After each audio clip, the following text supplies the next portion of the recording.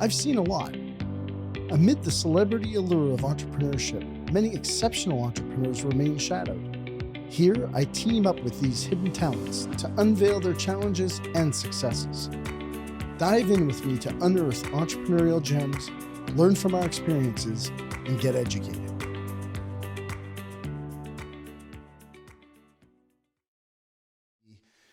I am very nervous about business owners right now who made the ill assumption that COVID the increase in business during COVID was going to continue on forever and nothing was going to change. And I saw some super, super smart people running very, very large organizations fall into the trap that, this was the new norm. And so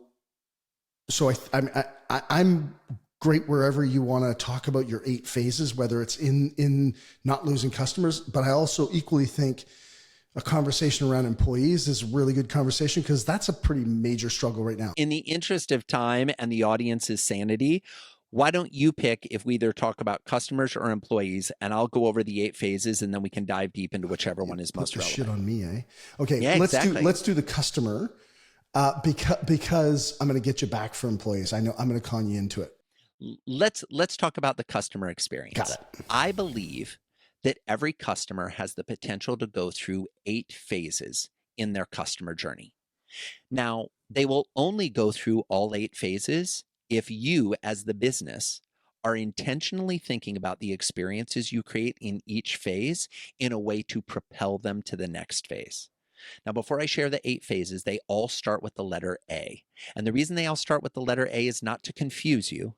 It's to basically say that if you get all of these 8 phases right, it's like getting straight A's on your report card from your customers. They think you're remarkable. They love doing business with you. They want to keep coming back for more. They are scoring you high. The first phase is the assess phase. In the assess phase, a prospective customer, a prospect, is thinking about whether or not they want to do business with you. They're checking out your marketing materials. They're going on your website. They're maybe talking to other customers they know. They might even be meeting with your sales team. They're going through the steps of trying to figure out, do you have something that they should buy or hire you to do that is going to provide value to them? All right, so then we come to phase 2, the admit phase. In the admit phase, the prospect admits that they have a problem or a need that they believe you can help them with. They sign on the dotted line, they hand over their hard-earned cash. They transition from being a prospect to being a customer. We then immediately go into phase 3, the affirm phase. Now, in common parlance, the affirm phase is buyer's remorse. This is when the new customer begins to doubt the decision they just made to do business with you. The research shows this happens with every purchase. And in fact, the higher the dollar value or the cost of the purchase, the greater the buyer's remorse. We feel more buyer's remorse for buying the car than we do for buying the pack of bubble gum, right? So if you sell a high ticket dollar item, it is a chance that the buyer's remorse is even higher. And if I were to ask everybody listening to raise your hand, wave it around, if you've heard of the phrase buyer's remorse, most people would be raising their hand around. They've heard it. But if I were to say, do you have a system in your process designed to address the buyer's remorse that we scientifically know every customer of yours is going to experience? Very few hands would go up. We need to pay attention to that in the affirm phase as we affirm and reaffirm the choice they made to do business with us. We then come to phase 4, the activate phase. The activate phase is the first real moment of truth, where the thing they bought starts to happen. If they've ordered a product, they get the product, they take it out of the box, they start to use it for the first time. If they have signed up for a service, this is maybe the kickoff meeting or the first interaction you have with them where they're going to start to avail themselves of the service that they signed up for. In the activate phase, we want to energize the relationship. We want to let the customer know that they have never done business with a company like ours and that they are going to love doing business with us. We then come to phase 5, the acclimate phase. And I will tell you, pro tip, friends, this is where most businesses start to fall apart. The acclimate phase runs for weeks or even months as this new customer gets used to your way of doing business, your cadence of communication, your systems, your processes, how to use the product that they purchased, how to be part of the service that they signed up for. In the acclimate phase, you need to hold your customer's hand because you've done this hundreds of times, thousands of times, tens of thousands of times. But to a brand new customer, they've never done business with you. They have no idea what to expect, what comes next. And you may be saying, but Joey, they signed the contract. We detailed all the steps of our process. Folks, they didn't read it. They just didn't read it. You sign stuff that you don't read all the time. So do your customers. Okay. They aren't sure what your process is. You need to hold their hand. We then come to phase 6, the accomplish phase. This is when the customer achieves the goal they had when they originally decided to become a customer. Every customer has a goal, a vision of what life will be like with your product or with your service. The question is, do you know what their vision is?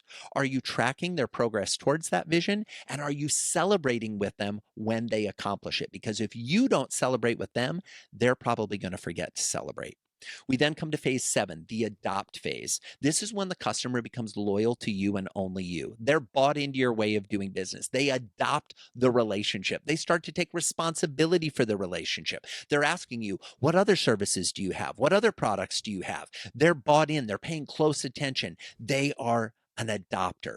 And if, and only if, you've navigated them through all 7 phases of the customer journey, do you have the right, the privilege, the opportunity to invite them into the 8th and final phase, the advocate phase, where they become a raving fan singing your praises far and wide. They're writing testimonials and giving you reviews online. They're recruiting people to come be customers of yours. These are your zealous advocates. Not every customer is going to become an advocate. Hopefully, every customer becomes an adopter. But at the very least, we want to be moving them through the cycle. And the last thing I will say around these 8 phases is I like to present them as a circle, where the 8 phases are in a circle. So you start at about the 1 o'clock on a clock with the assess phase, and you move all the way around, and we're back up till about 12 o'clock on the clock with the advocate phase. And the reason it's in a circle is every time you introduce a new product or a new service, even your advocate adopter customers go back to the beginning. They assess, is this product or service for me? They then say, okay, I admit that it is. They sign up for it, but then they begin to doubt the decision they just made. Oh, we signed up for the plus plan. We were on the basic plan. Do we really need the plus plan? Is this really worth it? I'm not sure we're going to get the value. Lots of times the activate phase isn't anything different. We're just like, oh, you get more of what you were getting before. And they're like, wait a minute, what am I paying for? Then it's acclimate. And they're like, how do I even sign up for this plus thing? I got the plus thing and I'm into it. And I'm paying more for it, but how am I using it? I don't even know how to use it. And that's where we see our long-term adopters and advocates start to fall off, because we're thinking as business owners, they love us. They'll buy anything we make. And they do. And then they quit. And you don't have, it's an interesting thought process, right? Because then you don't have the systems, even if you did, which you probably don't have systems in place for the 8 phases that you talk about. You definitely don't have them. I mean, it would be very unique if you had them for add-on products. For loop number 2 and loop number 3. Exactly. Right. And even just making yourself aware of the fact that there need to be systems for loop 2 and loop 3 and loop 4 and loop 10 for many business leaders is going to be a revelatory idea of, wait a second, we need to spend a little time thinking about that. So a couple questions, probably more than a couple. On the assess phase, where, essentially like how I nutted this out, like in my notes when I was reading your book was, and I actually had to, cause I read your book originally in 2018 when it came out, obviously.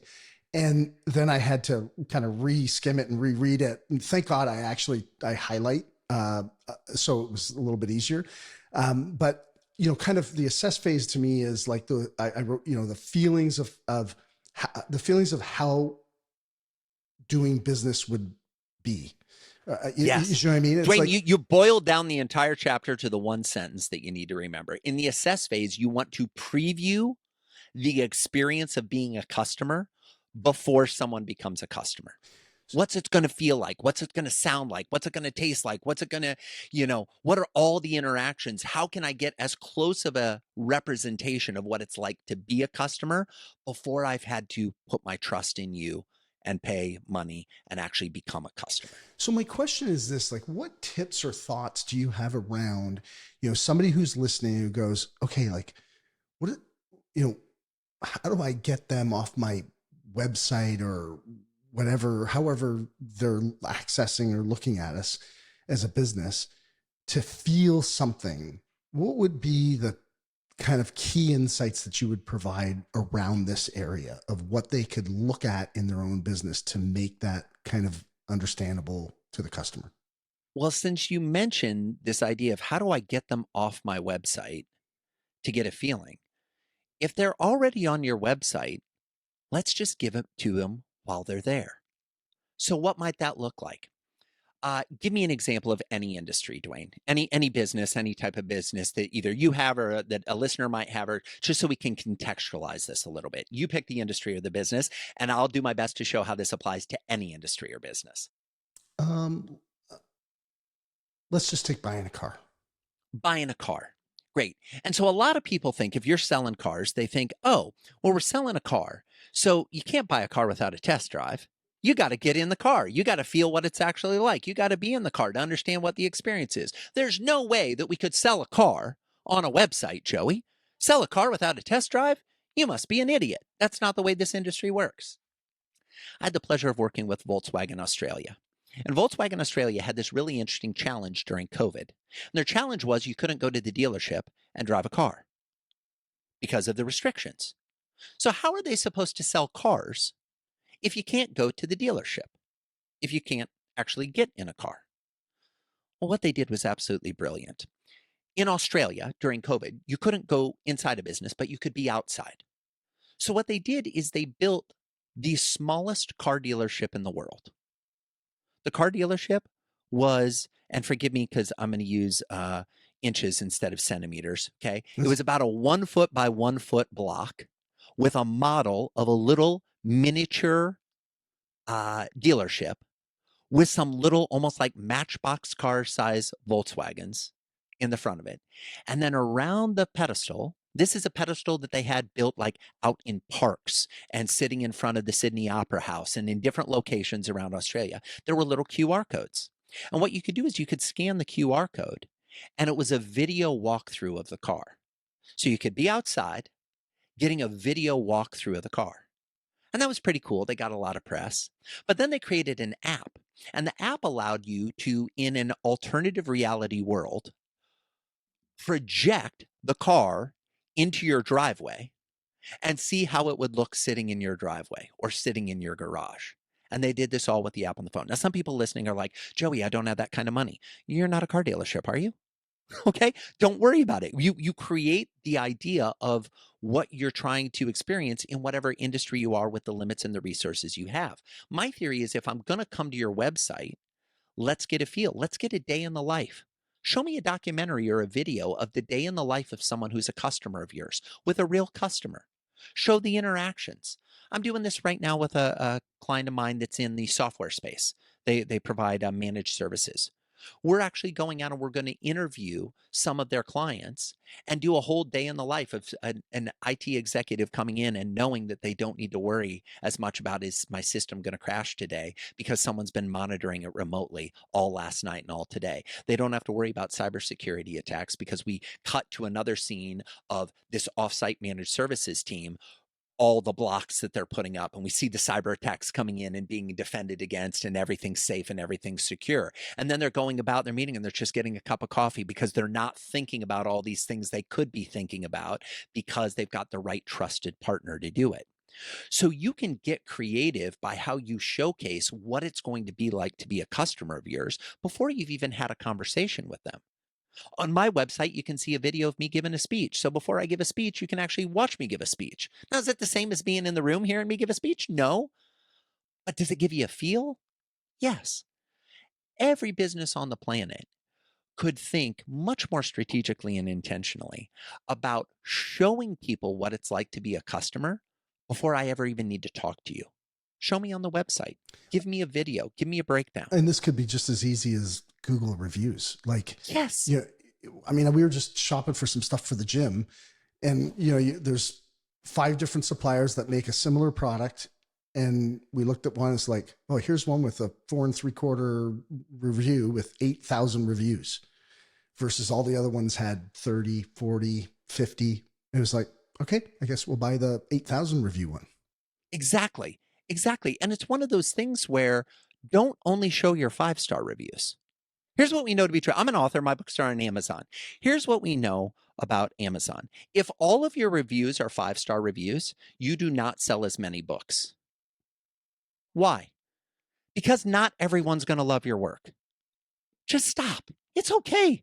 There are people that have given me 1-star reviews that are like, this book was trash. And then other people will jump in and be like, did you even read it? And other people will jump in and be, there've been all number of, somebody give my review and they're like, this book reads like it was written by a car salesman. And I've had other people leave reviews and say, I am a car salesman and I love the way he wrote the book. It's like, okay, my book isn't for everyone. But the fact that when you go online and you see that it's 4.8 stars, you're like, okay, I kind of expect some people not to like it. It's okay. If it's all 5 stars, we don't believe it. So here's a novel idea. Have some 1-star reviews on your website. And right now people are like, oh my God, Joey, why would we put 1-star reviews on your website? Because some of the prospects are going to give you a 1-star review because they're the wrong fit for your business. So go ahead and put the review from the wrong fit person on your website. There's a ski resort that did this beautiful ad campaign where all the ads were these gorgeous pictures of the ski resort and then the 1-star testimonials. Oh man, when I went to this resort, it was so hard. They said it was going to be easy to ski. This was all like double black diamonds and crazy powder, and I couldn't handle it. Great. We're not a good fit for you. Right. This is not a green run, easy bunny hill ski resort. They took pride in it. They promoted their 1-star reviews. If you go, there's a place here in the US called the Alamo Cinema and Draft House. It's a place where you go to watch movies and they serve you food, right? So you can have a meal. And Alamo Cinema Draft House is famous for their rule that if you're on your phone or you talk during the movie, they kick you out. They have people standing in the room during the movie. And if they see the light come up on your phone or they hear you talk and they come over and they're like, hey, warning, don't do that anymore. Turn off the phone. Don't silence the phone. Don't vibrate the phone. Turn off the phone. If the phone comes on again, we're going to ask you to leave. And they do Sure it. enough, some people push the limit and the phone comes on and they remove them from the theater. When you go to a movie at the Alamo Cinema Draft House and you're sitting there watching the trailers, they tell you this rule.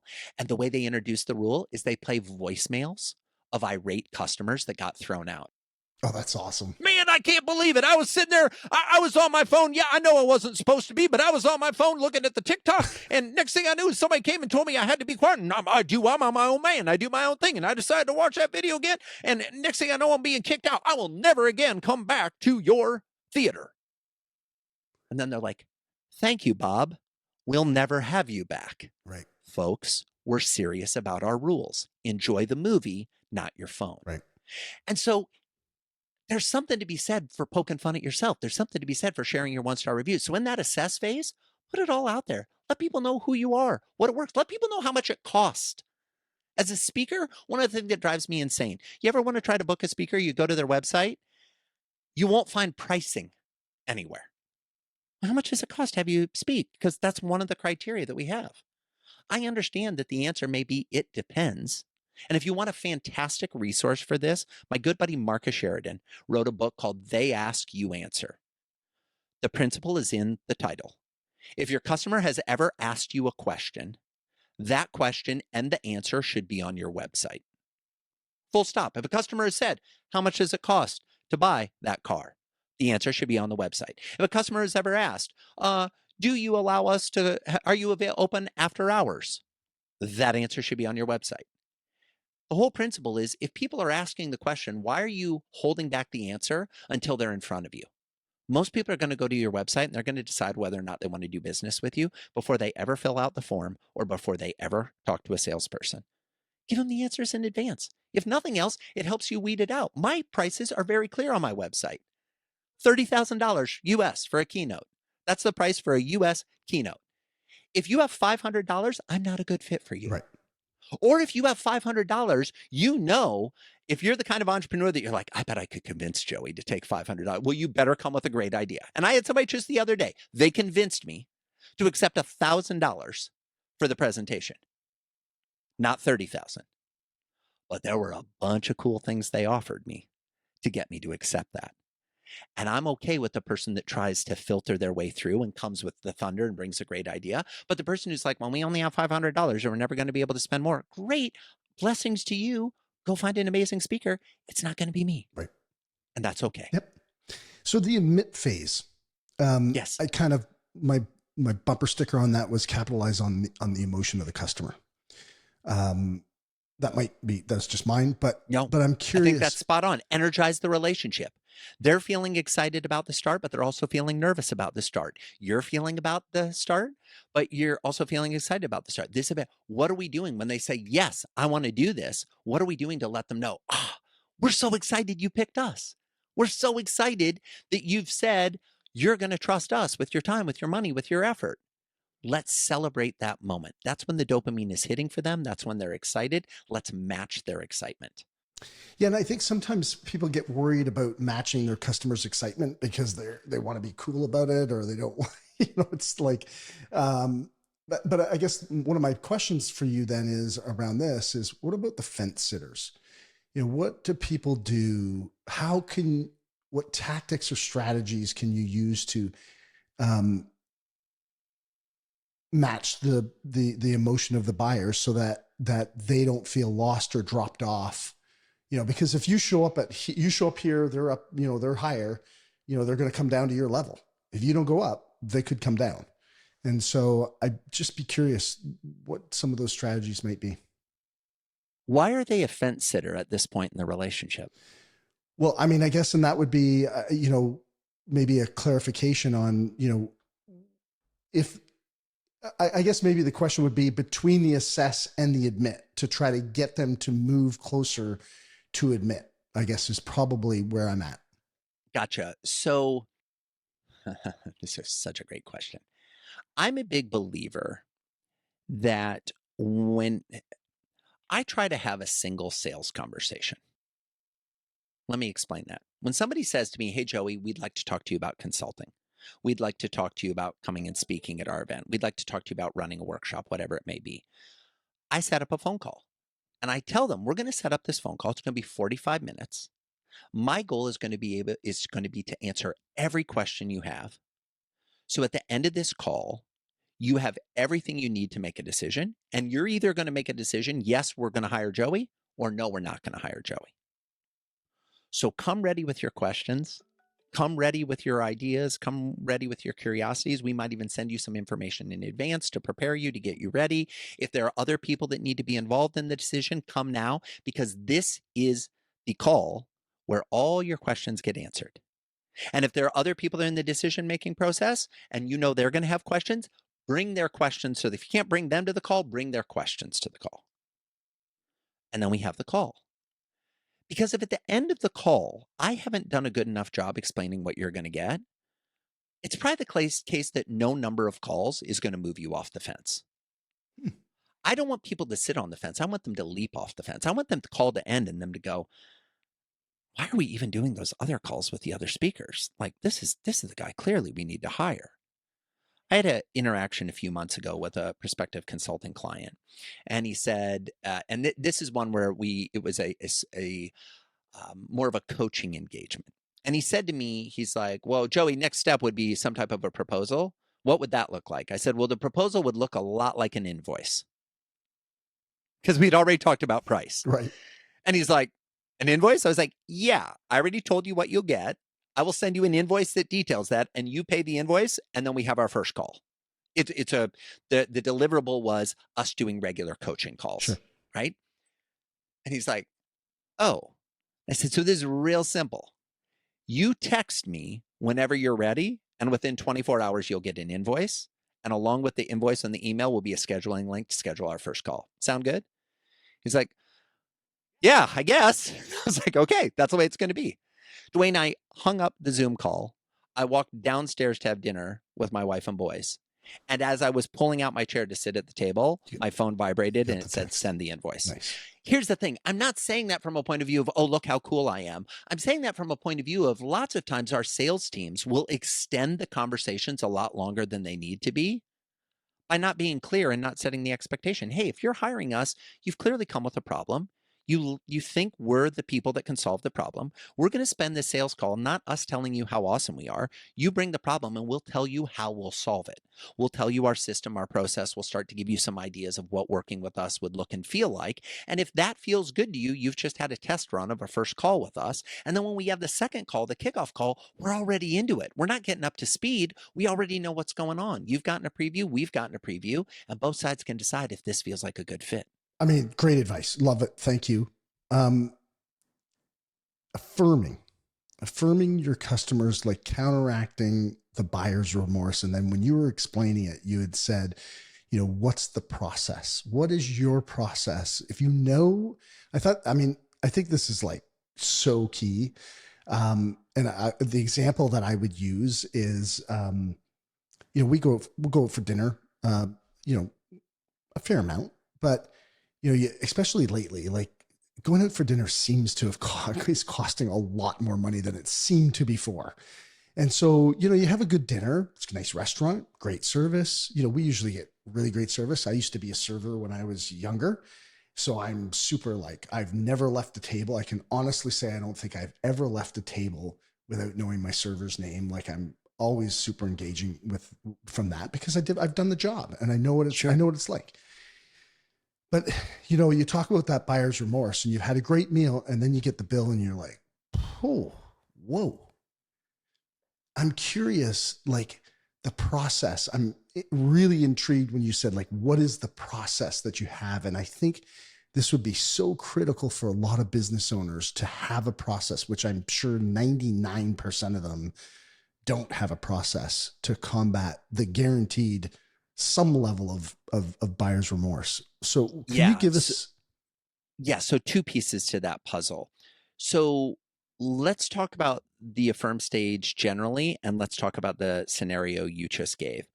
Let's take it out of a restaurant setting to talk about it generally. The Affirm stage in most businesses is the gap between when the person signs the contract and when they receive the product or the service. In most businesses, they start paying before something happens. Mm-hmm. Money is transacted. In a restaurant, you pay after the experience has been delivered. But in most other experiences, you pay before the experience is delivered. You go to a fast food restaurant, for example, you pay before they hand you the food. You go to a nice restaurant like the restaurants I know you like to go to, you pay after you've enjoyed the amazing meal, right? But in many businesses, what I'm talking about in the Affirm phase is that quiet period, that dead zone between the time they've made the purchase or signed the contract and the time when we have the kickoff call or the first meeting. That's the Affirm stage where it's quiet. And when it's quiet, the only sound in that customer's ears is the sound of their own fears, doubts, and uncertainty. Okay. That's when you need to be affirming. Hey, thanks so much for signing up. We are so excited to be your lawn care provider. As we shared on the phone, we are going to be showing up for the first mow next Thursday at noon.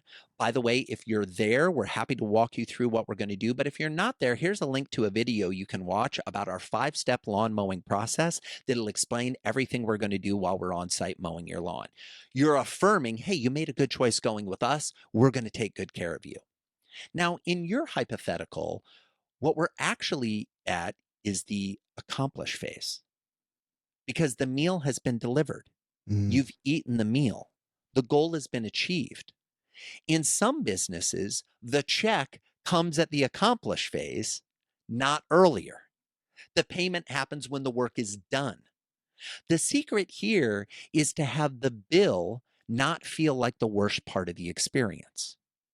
You and I have eaten in enough fine dining restaurants to know that the really smart restaurants are the ones that after they bring you the bill, there's something else.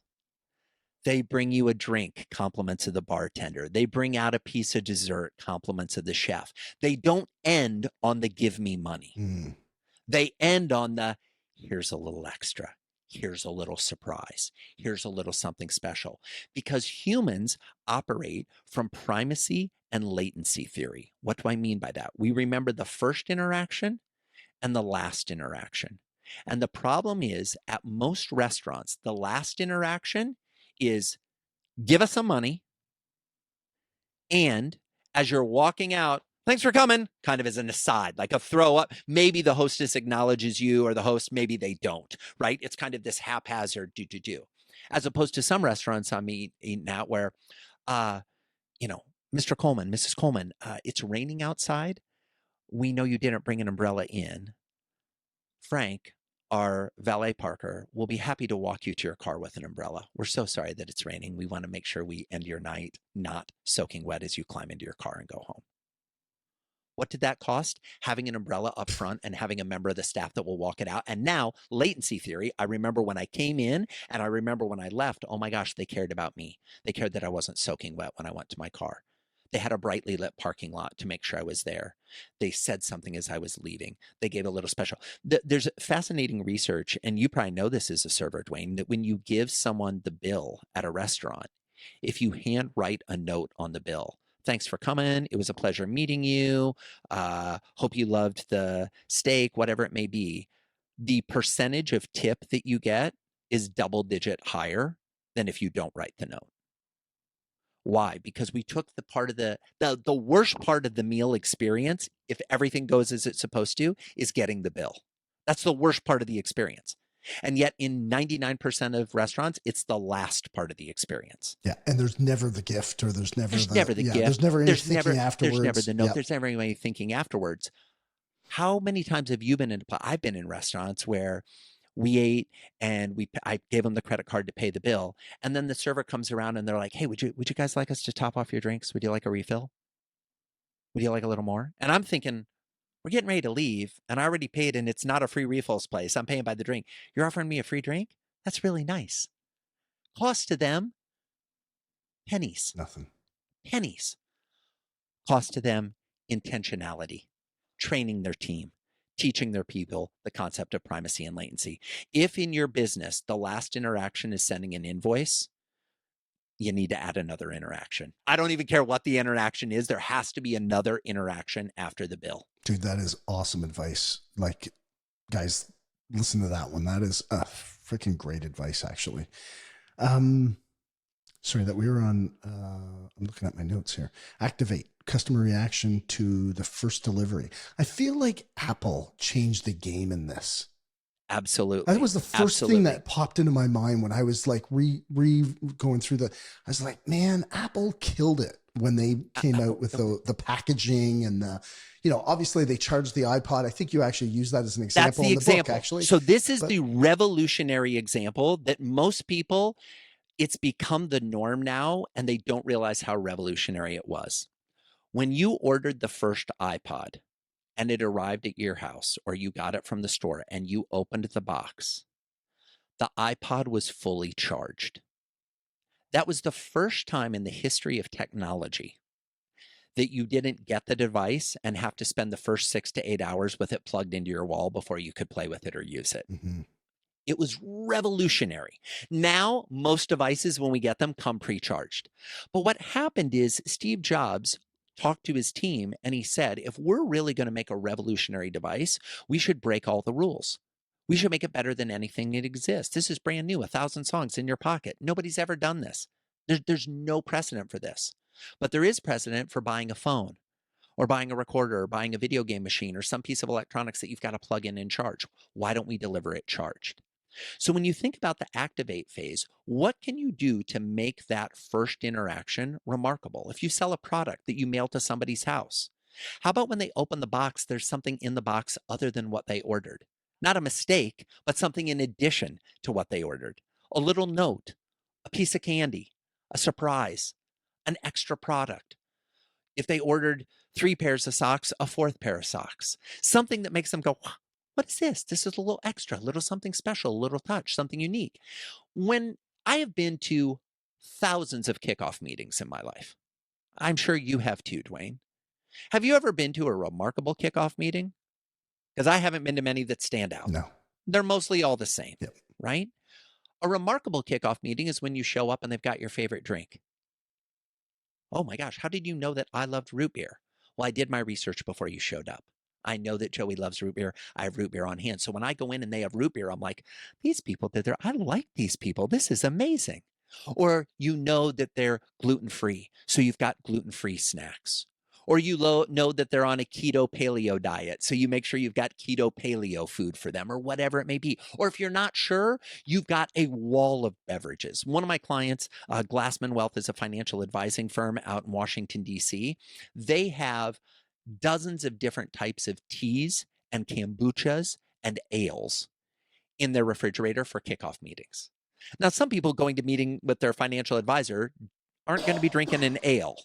Right. But some are going to go, holy cow, I can have a beer with my financial advisor? Yes, please. Give me one of those. Some are going to show up and like, oh, I'm a little weird. I like kombucha. Have you heard of it? Yeah, we've heard of it. We've got a couple different flavors for you to pick from.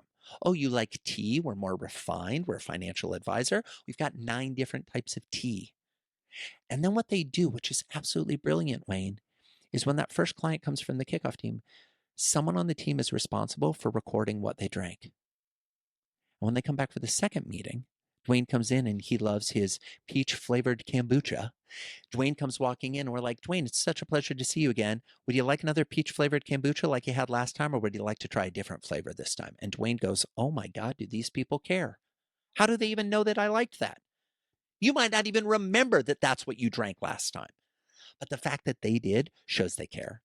And that makes you feel trust and confidence in them advising you on what investment you should make and how they're going to handle your retirement investments. Yeah, Tennille's new favorite place to go clothes shopping is this place in Florida, and you go upstairs. There's like a full bar. So now it's my new favorite place to go shop for her. There you go. Fabulous. Exactly. There's pastries, there's food, I'm like, this is unbelievable, right? Like, absolutely. Absolutely. Yeah. I was in a women's clothing store not too long ago that had a whole series of leather couches set up with some different bourbons and whiskeys for tasting and a TV with that day's game on. And I walk by and there's 4 dudes sitting there while their wives or significant others or girlfriends, whoever it was they were with, were shopping. And they're happy to be having a drink and watching the game. It's brilliant. And more importantly, the women are happy because they don't think they're putting their man out. Correct. By taking too long. And if we're there for an hour, it doesn't matter. I got a beer and I'm watching the game. Yeah, I'm good. I'm watching the game. I'm hanging out. Yeah. And they're like, oh, but so I overheard some of the women talking. They're like, none of the men are talking to each other. And it's like, yeah, they don't need to talk to each other. No. They've got their drink. They're sitting watching TV. They're fully entertained. Yeah. This is the difference between the male species and the female species. Yeah, we walk as out. A general rule, never knew the guys. Simple. They're like, hey, I don't care. How were the guys? Hey, good seeing you. Great guys. Hey, yeah, great hope guys. they win. Yeah, they're great. It's fine. Never said a word. Now, I realize that's a sweeping stereotype, but the point I'm making is when you are thinking about serving your customers, also serve the people in the next circle. Who are the people in the next circle? Their spouse, their significant other, their coworker, their friend. Who are the other people? I went to Warby Parker years ago to get glasses, right? Warby Parker used to sell their glasses online. Now they actually have some physical stores. So we walk into Warby Parker, my wife and I, we're both getting glasses. We are 2 customers who have shown up. We are getting glasses today. We've already made our decision. We are spending money today. We are leaving with glasses. That's our thought, our intention. But we've got our 2 little boys with us, who at the time I think were like 3 and 6 or 4 and 7, right? They're young. If you've ever shopped with young kids, not always fun. No. Especially in a store that sells glasses. I mean, like I'm literally thinking the only thing worse would be walking into a China store. Yeah, it's like, right? Don't touch this. Don't touch that. Yeah, don't touch. We walk in and the person who greets us at the door, brilliant play on their part. They're like, oh, look at these 2 young gentlemen. Hey, boys, what are your names? Don't even address my wife and I. I'm loving every piece of this interaction already. My boys say their names and they're like, do you boys like coloring? My boys are like, yeah, we're expert color. We love coloring. They're excited. She said, we have some books that parents aren't allowed to have that are only for the kids that come to our store to color. Would you like some of our Warby Parker coloring books and crayons? My boys are like, yeah. And they escort them over to a little table that, interestingly enough, is nowhere near the glasses. Mm-hmm. And there's already 2 other kids sitting there coloring. And they sit my boys down and they get them coloring. And then the person turns their attention back to us and they're like, okay, Mom and Dad, I'm guessing we're looking for some glasses. How can we help?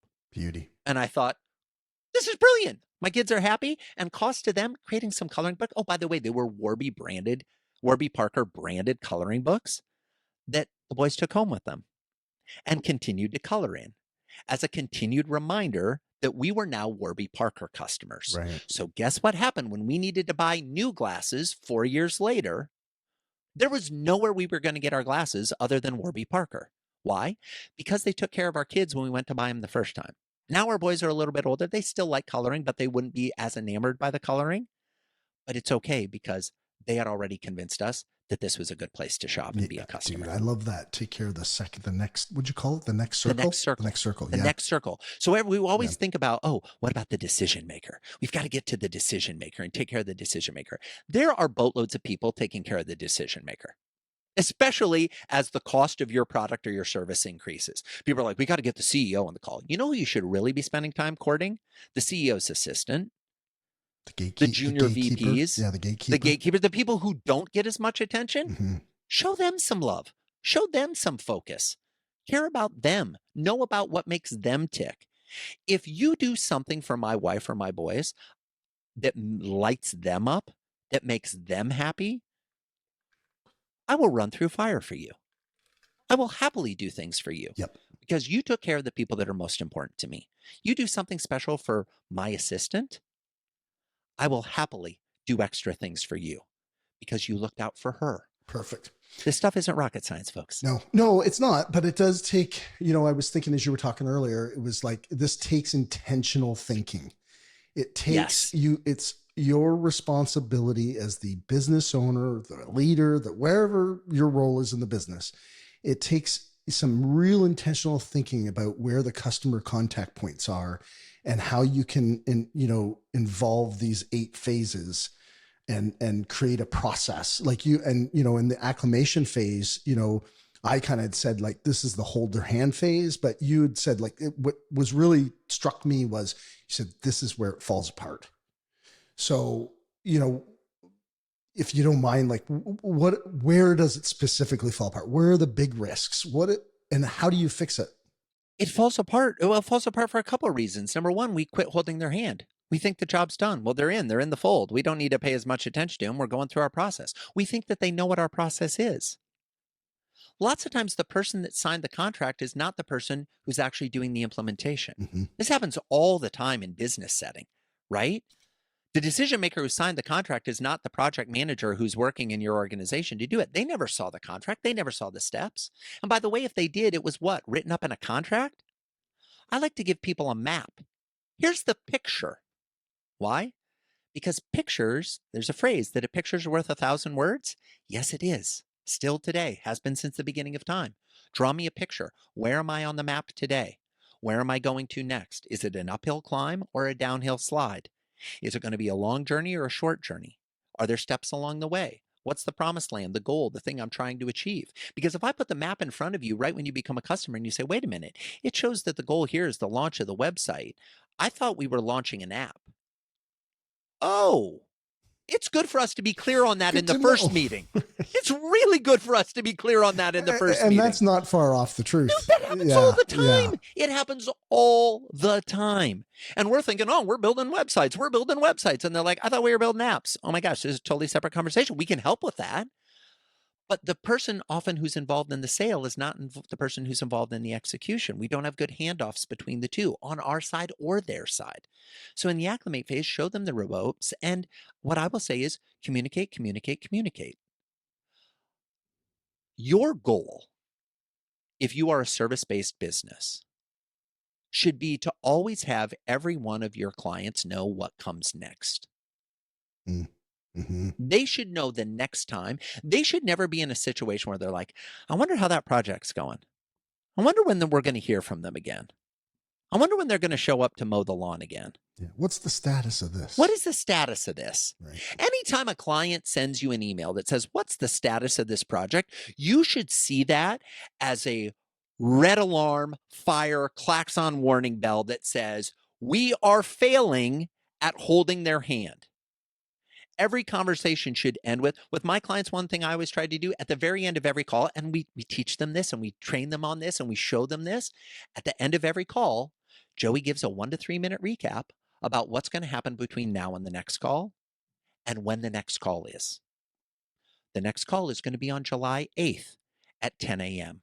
Between now and then, I'm going to be doing X, Y, and Z. You're going to be doing 1, 2, and 3. I can't do my things until I get yours. So do I have your commitment that I'm going to get your stuff in the next 10 days? So I have 5 days to work on it before our next call? Is that going to work? Great. Awesome.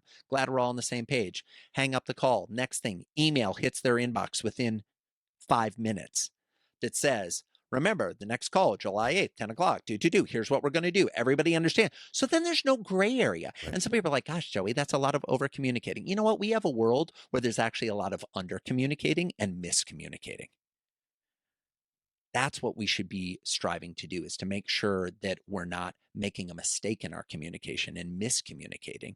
Instead, we're making sure that we are communicating in a way that everybody's clear. Yeah. And instead we rely on our assumptions that they understood what we were trying to communicate, and assumptions kill. Kill every time. Yeah. Every time. We talked about accomplish, so I think we can, but the adopt phase. So that's that, formalize, I when I was reading it, I was like, our boys have a saying. When I say our boys, I mean, my son's 22 and his stepbrother, same age. And, I look at both of them like, obviously I look at my son as my son, but I also look at my ex-wife's son as our son. And, the young boys had this saying. I remember when they were really, really young, they were like this, this one and done was their saying was, and so I said, like, it's formalize that more than one and done, really adopt. What's the pitfalls here? Like, where do people fall into these assumptions, these missed assumptions? Yeah, the pitfall is that most businesses take their adopters for granted. Most businesses, if I were to ask you to make a list of the customers who have been with you the longest, and then I were to say, where does longevity of tenure, where is that rewarded in the relationship? How is that acknowledged in the relationship? I'd get a lot of blank stares. Yeah, you get a lot of people going, well, you know what, to be honest, we forget about those guys because we have so many fires going on over here. Exactly. Yeah. And the problem when you forget about an adopter is you might as well start a stopwatch for how much longer they're going to be an adopter.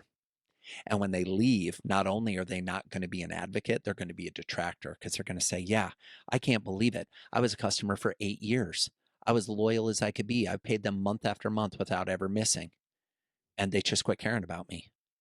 So I switched. Like, you can go do business with them, but don't expect your loyalty to be rewarded. Mm. How are you celebrating anniversaries of your clients? How are you acknowledging the time and the money and the effort they've spent with you? This does not need to be gifts and presents, although it can be. It can be something as simple as a selfie video or a handwritten note that says, hey, Dwayne, you've been a loyal supporter of our business from day one. Did you know you're our longest standing customer? We actually have a picture of you in the office that every day when everybody walks by, they rub the picture of Dwayne's head. They give it a little good luck rub because you were the one who made this possible. Thanks for being you. Thanks for your continued patronage. Thanks for everything you do. It's a delight serving you. It's a delight working with you. Don't tell anyone else, but you're our favorite customer. That handwritten thank you note will not only stun and shock the recipient, but they will keep it. They will keep that. Ask anybody listening, and maybe this is a good place for us to close on this thought. Think if you've received a thank you note for someone you've done business with in the last year. Now, some of you immediately thought of someone. Many of you are like, no, Joey, I can't actually think of any handwritten thank you notes I've received. Well, the fact that you can't think of anything shows that this is an easy thing for you to implement that will help you stand out in the marketplace. Let's say you can think of a thank you note you received. Do you still have it? Probably.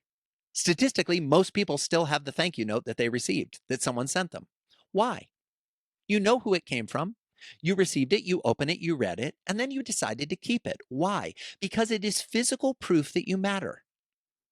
It is proof that you did something that was worthy of a fellow human being getting a pen and paper, handwriting out a note, putting it in an envelope, addressing the envelope, going and figuring out how to find a stamp, taking it to the post office and mailing it to you. It's proof that you matter. In this day and age, human beings are dying for proof that they matter.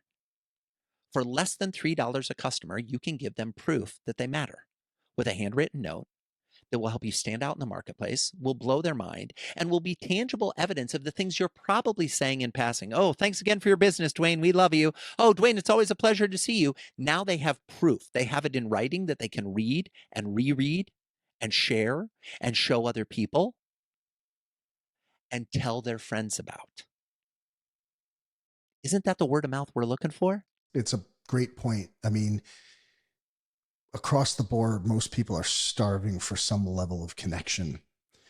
And you know, Yes. mattering means something to people now. Like it still means something. It's an awesome It point. really How many does. I guess the question that popped into my head was, how many of your customers know that they matter, and name them? That's probably a pretty short list for most businesses. Absolutely. Yeah. And check your assumption. What I mean by that is, if I were to ask your customers, do you matter to Dwayne? Do you matter to Margarita? Do you matter to Acme Corp? Mm-hmm. Would they say yes? Or would they say no? Right. And if you Or would would say, they say, I'm not sure? yep. Which So is, by the way, the same as saying no. yeah, because you know, so I look at that and I go, okay, if you're saying list the companies that, or the people that know you, that matter, that they matter, and then it's how do they matter? If you can't specifically write down how they matter, you probably are just making an assumption. Exactly. Yeah, dude. Great advice. These 8 phases are phenomenal. I don't know how you came up with all A's. But I mean, I'll tell you, There was a little dictionary work that might have been involved, indeed, thesaurus. trying to figure it out. But man, Exactly. as always, you're one of the most brilliant guys I know, man. And I'm so honored by your friendship. And I appreciate you spending time here with me and the listeners. I feel like I got so much out of this personally. My staff may be, you know, not happy about it because there's going to be some homework. Because I think there's some things here that we could do better. There's no question. There's stuff here when I'm looking at it and having this conversation. You know, we could be better. I could be better. And this is very, very helpful. So I'm honored, dude. Thank you so much. Dwayne, I so appreciate it. Thanks for having me on the show. And I'll close with this. I could be better. I wrote a book on this, and I'm constantly focused on how can we be raising our game? How can we be improving our customer experience? I have a meeting with my team at a minimum of every 6 months, but it actually happens more often than that. It usually happens about every 3 months, where we look at some aspect of the business and we say, how do we take this to the next level in terms of the experience we're delivering? This is a never ending game. It's what makes customer experience so frustrating, but also so beautiful, is that you're never done. You're constantly trying to reiterate and revise and come up with new ideas and respond to the marketplace and respond to your customers' needs. Here's what I know to be true, though. If you commit to creating remarkable customer experiences, not only will it make your customers happier, but it'll make your employees and your team members happier as well, because they will love coming to work. They will feel the impact, and it will increase not only the revenues of your company, but more specifically, the profits of your company. We've talked a lot about, oh, take care of your customers, show them the love, show them they matter, etc. For those of you that are like, I'm not really sure how much this is going to cost and what this will do, the research is clear. One quick stat: a 5% increase in retention results in a 25 to 100% increase in profits. Research that has been proven by Harvard Business School, Stanford Business School, Frederick Reichheld, the gentleman who came up with Net Promoter Score that so many entrepreneurs are familiar with. If we just keep 5% of the people who would otherwise leave, your profits will increase 25 to 100%. So even if you haven't bought into the last 2 hours of conversation about, hey, show them the love, take good care of them, and you're like, I want to see the spreadsheet data is there as well.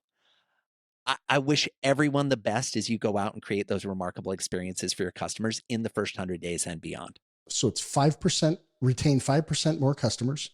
Retain 5%, increase profits, not revenues, profits, 25 to 100%, depending on your industry. Wow. Dude, if that's not worth it, guys, come up with a plan. The 8 phases, get Joey's book. Where can people find you? Sorry, please. So the best place to find me online is my website, joeycoleman.com. That's Joey, like a baby kangaroo or a 5-year-old, Coleman, Coleman, joeycoleman.com. My books are called Never Lose a Customer Again and Never Lose an Employee Again. They're available wherever you like to get your books. If you're the kind of person that likes to read a book and take notes in the margin and highlight like Dwayne, there's a hardcover version. If you like to read your books on a Kindle or a Nook, there's a highlightable version there. If you like to listen to me talk in this podcast with Dwayne, I will read you the book in the audiobook, which I narrate both audiobooks myself. So however you like to consume books, check out Never Lose a Customer Again or Never Lose an Employee Again. I think you'll enjoy the experiences that you're exposed to. It's a great book, and it's just great. It's great content. Like it's a plan for your customer experience in your business. Like, you've done a great job on these, Joey. Love you, man. Say hi to Barrett, please, for us, and we'll chat soon. Love you too, man. Thanks so much.